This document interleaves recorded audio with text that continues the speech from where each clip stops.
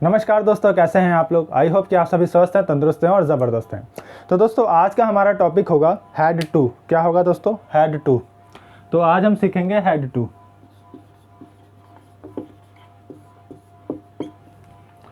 ठीक है, तो दोस्तों हैड टू का मतलब क्या होता है, आपको सबसे पहले समझना है कि हैड टू की मदद से हम किस प्रकार के सेंटेंस को इंग्लिश में बना सकते हैं, इंग्लिश में बोल सकते हैं या इंग्लिश में लिख सकते हैं।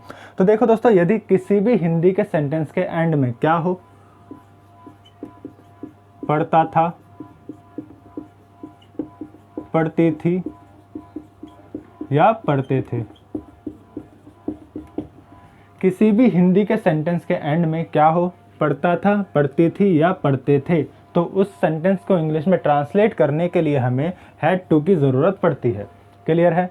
उस सेंटेंस को इंग्लिश में ट्रांसलेट करने के लिए हमें हैड टू की ज़रूरत पड़ती है यदि किसी सेंटेंस के एंड में क्या हो, इस तरह के वर्ड्स हो। किस तरह के वर्ड्स? पढ़ता था, पढ़ती थी या पढ़ते थे।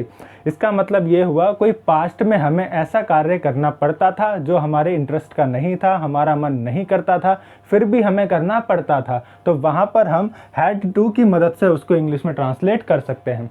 क्लियर दोस्तों? अब इंग्लिश में ट्रांसलेट करने के लिए हमेशा की तरह मैं क्या लिखूंगा, एक स्ट्रक्चर लिखूंगा। और स्ट्रक्चर क्या होगा दोस्तों, एक रूल क्या होगा, सबसे पहले आपको सब्जेक्ट का यूज़ करना है, उसके बाद आपको हैड टू का यूज़ करना है, फिर आपको वर्ब की फर्स्ट फॉर्म का यूज़ करना है और लास्ट में आपको ऑब्जेक्ट का यूज़ करना है। क्लियर दोस्तों? आप सभी को पता है कि सब्जेक्ट क्या होता है। सब्जेक्ट होता है काम करने वाला, यानी कि कर्ता, यानी कि सेंटेंस में जिसके द्वारा काम करना पड़ता था वो हो जाएगा हमारा सब्जेक्ट। क्लियर?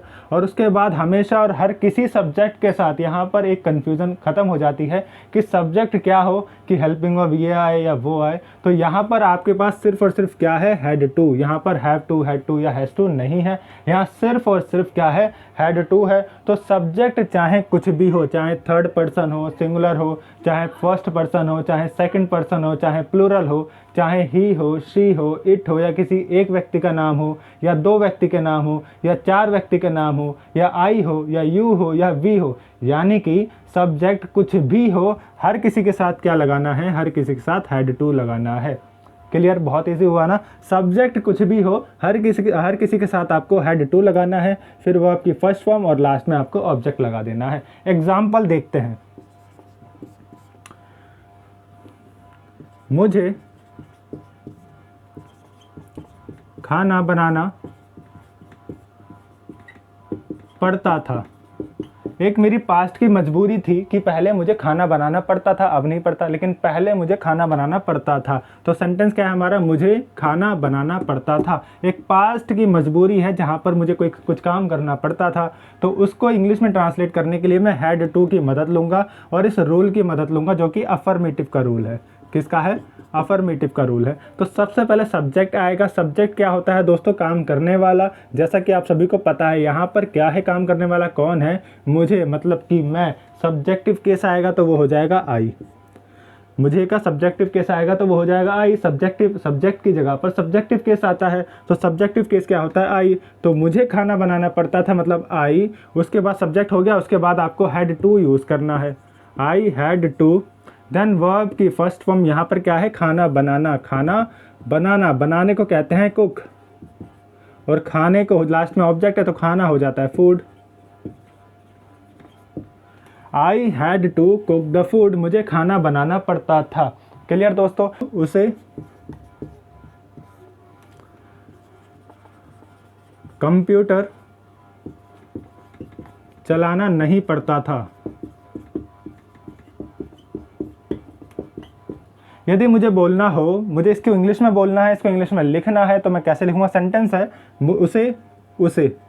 उसे कंप्यूटर चलाना नहीं पड़ता था। उसे कंप्यूटर चलाना नहीं पड़ता था। तो क्या देखोगे? सबसे पहले पहचान देखोगे, कोई ऐसी मजबूरी जो पास्ट में करनी पड़ती थी, तो मतलब कि हैड टू का आपको यूज़ करना है। क्लियर? रूल का यूज़ करेंगे तो सबसे पहले सब्जेक्ट आएगा। सब्जेक्ट क्या है? किसे कंप्यूटर चलाना नहीं पड़ता था? उसे नहीं पड़ता था। तो दोस्तों यहाँ पर आपको एक छोटी सी बात याद रखनी है, क्या कि नेगेटिव सेंटेंस है, तो नेगेटिव सेंटेंस का एक रूल अलग हो जाता है। वो क्या हो जाता है? सबसे पहले आप लिखोगे सब्जेक्ट, उसके बाद आपको डिड यूज़ करना है हेल्पिंग वर्ब के तौर पर। सब्जेक्ट के बाद डिड, और डिड के बाद यहाँ पर हैड टू नहीं आता है। नेगेटिव सेंटेंस या फिर इंटेरोगेटिव सेंटेंस में हम डिड यूज़ करते हैं और डिड के बाद यूज़ करते हैं हैव टू। क्लियर? सब्जेक्ट होगा, फिर डिड आएगा, फिर हैव टू आएगा, उसके बाद वर्ब की फर्स्ट फॉर्म आएगी, देन लास्ट में आपको ऑब्जेक्ट यूज़ करना है। क्लियर? अगर इंटेरोगेटिव होगा तो डिड आगे आ जाएगा, सब्जेक्ट पीछे चला जाएगा। क्लियर दोस्तों? आज इंटेरोगेटिव आप सभी को खुद से करना है। मैं नेगेटिव का रूल बता चुका हूँ कि सब्जेक्ट आएगा नेगेटिव में, डिड आएगा, सॉरी यहाँ पर थर्ड प्लेस पे नॉट भी तो आएगा यार, नेगेटिव सेंटेंस है तो नॉट तो आएगा। तो थर्ड प्लेस पर क्या आएगा? नॉट आएगा।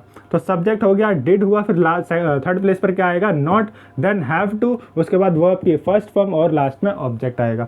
तो यहाँ पर सेंटेंस क्या है? उसे कंप्यूटर चलाना नहीं पड़ता था। ये कैसा सेंटेंस है? नेगेटिव का सेंटेंस है। तो नेगेटिव का रूल हमें यहाँ पर अप्लाई करना है। सबसे पहले सब्जेक्ट, डिड, और थर्ड प्लेस पर नॉट, हैव टू, फिर वर्ब की फर्स्ट फॉर्म, फिर ऑब्जेक्ट। अब इसको एक बार ट्रांसलेट करके देखते हैं कैसे होता है। यहाँ पर सब्जेक्ट सबसे पहले यूज़ होगा, तो यहाँ पर सब्जेक्ट क्या है सेंटेंस में? उसे है। किसे कंप्यूटर चलाना नहीं पड़ता था? उसे नहीं पड़ता था। तो अगर लड़का है तो ही आएगा, लड़की है तो शी आएगा। हम लड़की अज्यूम कर लेते हैं, शी। लड़की है तो शी आएगा। और यहाँ पर शी है तो यहाँ पर एक और अच्छी बात यह है कि यहाँ पर भी आपको डिड ही लगाना है, चाहे सब्जेक्ट कुछ भी हो। सब्जेक्ट कुछ भी हो, आपको क्या लगाना है? डिड ही लगाना है। चाहे आई हो, चाहे शी हो, चाहे ही हो, चाहे इट हो, कुछ भी हो। तो सब्जेक्ट आएगा आपका शी, शी के बाद डिड आ गया, उसके बाद थर्ड प्लेस पर आपको नॉट का यूज़ करना है। नेगेटिव सेंटेंस है तो नॉट आ जाएगा थर्ड प्लेस पर। शी डिड नॉट, फिर हैव टू तो आपको लगाना ही लगाना है। She did not have to, उसके बाद क्या? वर्ब की फर्स्ट फॉर्म आएगी, और वर्ब क्या है? चलाना। और मैंने क्या बताया कंप्यूटर चलाने के लिए? या तो ऑपरेट यूज़ करो या फिर यूज़ करो। यूज़ हम यूज़ कर लेते हैं।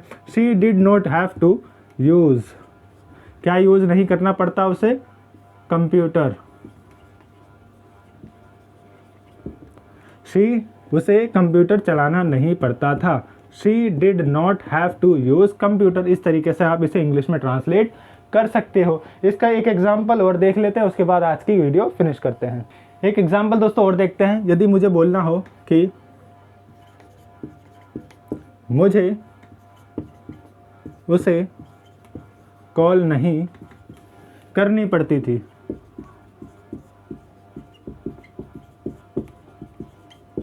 यदि मुझे बोलना हो कि मुझे उसे कॉल नहीं करनी पड़ती थी, तो सबसे पहले क्या देखोगे? लास्ट में क्या है? पड़ती थी। ऐसा पास्ट का ऐसी कोई मजबूरी जो मुझे नहीं करनी पड़ती थी या पड़ती थी, हम किसका यूज़ करते हैं? हैड टू का यूज़ करते हैं। लेकिन ये है नेगेटिव वाला सेंटेंस। क्या?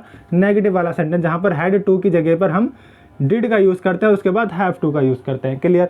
तो नेगेटिव सेंटेंस का रूल ये वाला हो जाएगा। अब यहाँ पर सेंटेंस हमने पढ़ा, इसको इंग्लिश में ट्रांसलेट करेंगे तो कैसे करेंगे? सबसे पहले आएगा सब्जेक्ट। सब्जेक्ट क्या है? मुझे उसे कॉल नहीं करनी पड़ती थी। किसे नहीं करनी पड़ती थी? मुझे उसको कॉल नहीं करनी पड़ती थी। किसको कॉल नहीं करनी पड़ती थी? मुझे नहीं करनी पड़ती थी। तो मुझे क्या हो जाएगा? आई। सब्जेक्ट हुआ हमारा आई, और उसके बाद डिड आएगा हमेशा और हर किसी सब्जेक्ट के साथ। आई डिड, थर्ड प्लेस पर आ जाएगा नॉट, थर्ड प्लेस पर आ जाएगा नॉट, आई डिड नॉट, और हैव टू आएगा इसके बाद। उसके बाद वर्ब की फर्स्ट फॉर्म, मुझे उसे कॉल नहीं करनी पड़ती थी। वर्ब क्या है? कॉल करना। कॉल करने को क्या कहते हैं? कॉल ही कहते हैं इंग्लिश में। तो I did not have to call, किसको? ऑब्जेक्ट क्या हो जाएगा? उसे। अगर लड़का है तो हिम, और अगर लड़की है तो हर। मुझे उसे कॉल नहीं करनी पड़ती थी, इसको इंग्लिश में बोलेंगे I did not have to call him या फिर कॉल हर। क्लियर दोस्तों? तो इस तरीके से आप इंग्लिश को आसानी से सीख सकते हैं। और दोस्तों यदि इस वीडियो में आपको कोई भी कन्फ्यूज़न लगती है, कुछ भी ऐसा कोई कॉन्सेप्ट जो मैंने छोड़ा हो या भूल गया हूं, और आपको कन्फ्यूज़न हो रही हो किसी भी कॉन्सेप्ट को लेकर के, तो आप कमेंट कर सकते हो, वहां पर आपकी कन्फ्यूज़न को दूर कर दिया जाएगा। क्लियर दोस्तों? तो आज की वीडियो यहीं तक रखते हैं, और इस वीडियो को पसंद आती है तो इस वीडियो को बहुत ज़्यादा लाइक करना, शेयर करना और चैनल को सब्सक्राइब करना मत भूलना। ठीक है दोस्तों, आज की वीडियो यहीं फिनिश करते हैं, फिर मिलेंगे एक नई वीडियो के साथ, एक नए शानदार टॉपिक के साथ। जय हिंद दोस्तों।